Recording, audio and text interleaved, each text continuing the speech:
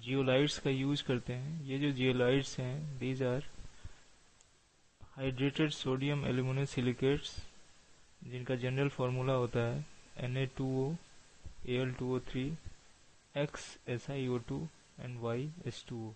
ये जो X और Y वेरिएबल्स यहाँ दिए गए हैं वो नंबर्स शो करते हैं कि ये जो सिलिकॉन डाइऑक्साइड जो अवेलेबल है इसमें जियोलाइट में वो 2 to 10 हो सकता है, और जो वाटर मॉलिक्यूल है ये वाटर मॉलिक्यूल 2 to 6 वैल्यू रख सकता है।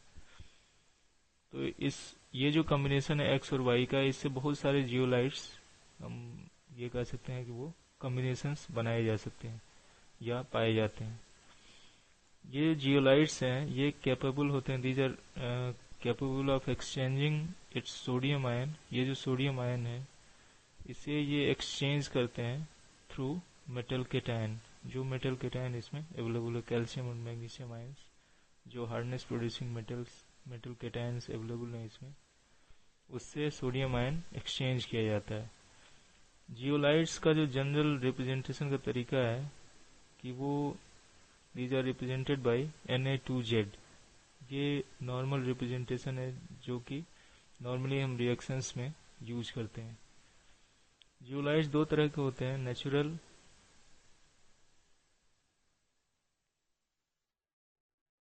और सिंथेटिक।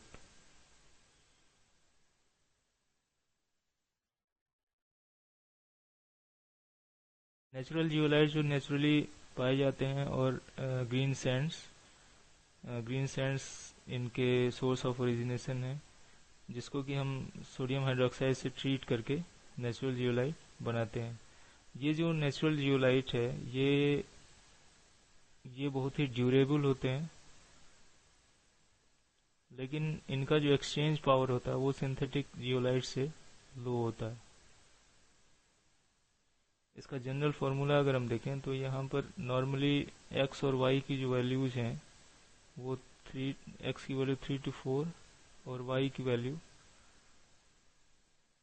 4 to 5 के रेंज में होती है। सिंथेटिक जियोलाइट्स के केस में सिंथेटिक जियोलाइट बनाए जाते हैं sodium silicate, aluminium sulphate, china clay, soda ash, इन सब के मिक्सचर को गर्म करके। तो ये जो मिक्सचर है उससे जो जियोलाइट बनता है उसकी एक्सचेंज कैपेसिटी हाई होती है। They have high exchange capacity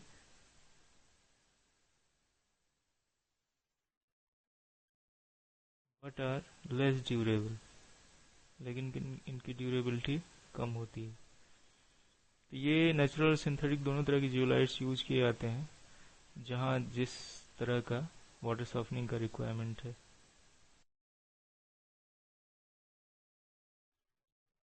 ये जियोलाइट एक्सचेंजर का डायग्राम है जिसमें कि यहाँ ये जो इनलेट है इसके थ्रू हार्ड वाटर इन करता है।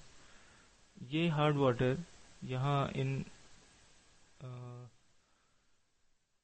पाइप्स के थ्रू नीचे आके इस जियोलाइट बेड पे फैलता है कंप्लीटली, और यहाँ से ये इस जियोलाइट के पोर्स के थ्रू छनता हुआ बाहर जाता है। जब ये जियोलाइट्स के थ्रू पास होता है उस समय जितने भी कैटायंस हैं उस हार्ड वाटर में अवेलेबल वो सोडियम आयन से एक्सचेंज कर दिए जाते हैं। इसमें जो हम कह सकते हैं प्रोसेस इन्वॉल्व है, जो रिएक्शंस इन्वॉल्व है वो है, जैसे अगर वाटर में कैल्शियम बाइकार्बोनेट अगर हम फॉर एग्जांपल ले लें, ये अवेलेबल है as a hardness producing substance. तो इससे ये जो सोडियम जियोलाइट है Na2Z ये रिएक्ट करेगा और ये एक्सचेंज करेगा सोडियम का इस कैल्शियम से, और ये जो एक्सचेंज होगा उससे कैल्शियम जियोलाइट बनेगा। सोडियम रिप्लेस कर दिया गया कैल्शियम से और बन जाएगा 2NaSCO3। तो ये जो रिएक्शन है जिसमें कि ये केटायन रिमूव कर दिया गया सोडियम आयन से। ये प्रोसेस चलता रहता है और जितने भी केटायंस हैं यहाँ अवेलेबल इस हार्ड वाटर में वो एक्सचेंज कर दिए जाते हैं सोडियम आयन से। ये इस प्रोसेस से छनने के बाद पानी जब बाहर निकलता है तो उसमें किसी भी तरह का कोई केटायन नहीं होता है, लेकिन एनायंस इस प्रोसेस में रिमूव नहीं किए जाते हैं। फिर जो भी वाटर यहाँ बाहर निकलता है उसमें नॉर्मली ये देखा गया है कि क्योंकि Na+ आयन ये रिमूव करता है तो सैलिनिटी उस वाटर की बढ़ जाती है। हार्डनेस तो कम होता है लेकिन सैलिनिटी बढ़ जाती है, तो पानी कुछ ज़्यादा खारा हो जाता है। तो यहाँ से ये सॉफ्ट वाटर जो सॉफ्ट किया गया वो यहाँ से ग्रेवल्स में आता है और यहाँ से छनता हुआ सॉफ्ट वाटर बाहर निकल जाता है।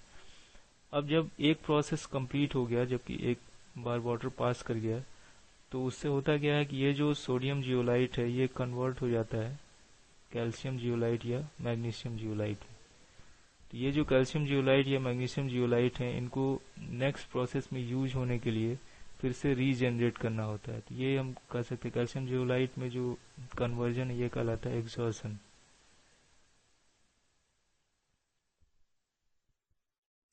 ये एग्जॉस्ट कर गया और एग्जॉस्ट होने के बाद हम इसको फिर से रीजनरेट करते हैं, तो वो जो प्रोसेस है ये कहलाता है रीजनरेशन।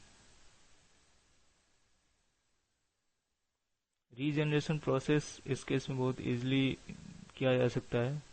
10% NaCl सोल्यूशन को पंप के थ्रू यहाँ स्प्रिंकल करते हैं। ये NaCl सोल्यूशन पास करता है थ्रू जियोलाइट, और जब ये थ्रू जियोलाइट पास करता है तो calcium zeolite CaZ plus 2NaCl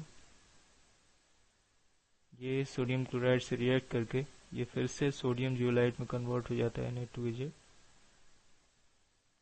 plus CaCl2। तो ये जो जियोलाइट था ये फिर से रीजनरेट हो गया NaCl के स्प्रिंकलिंग से, और ये जो कैल्शियम क्लोराइड यहाँ जनरेट हुआ इसे हम सिंक के थ्रू बाहर निकाल लेते हैं, सिंक के थ्रू बाहर निकाल लेते हैं। तो ये प्रोसेस एक बार एग्जॉशन का प्रोसेस जिसमें कि हार्ड वाटर सॉफ्ट वाटर में कन्वर्ट होता है और फिर इसको रीजनरेट करते हैं, रीजनरेशन प्रोसेस NaCl के थ्रू, जिससे